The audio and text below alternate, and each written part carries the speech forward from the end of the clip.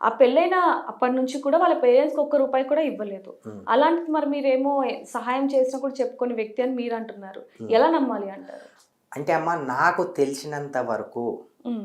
వాళ్ళ ఇంట్లో ఒక్క రూపాయి కూడా ఇయ్యలేదు అంటే నేనైతే నమ్మను. ఇప్పుడు ఫర్ ఎగ్జాంపుల్ సరే ఒక్క రూపాయి కూడా ఇయ్యలేదు అంటే మరి వాళ్ళ ఇంటిని ఒకప్పుడు మ్యారేజ్ అయిపోయిన తర్వాత ఇద్దరు పిల్లలు, వాళ్ళ వైఫు ఎప్పుడు వాళ్ళ వైఫ్‌తో బాండింగ్ చాలా బాగుండేది. నా ముందే మాట్లాడేటోడు. పిల్లలతో కూడా చాలా బాగుండేటోడు. మరి ఇల్లెలా నడిచిందంటావమ్మా? హ్మ్.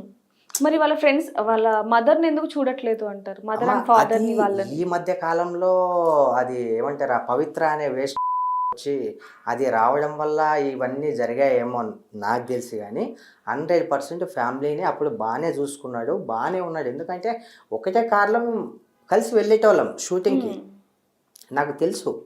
వ్యక్తిగతంగా చాలా మంచి వ్యక్తి చందు.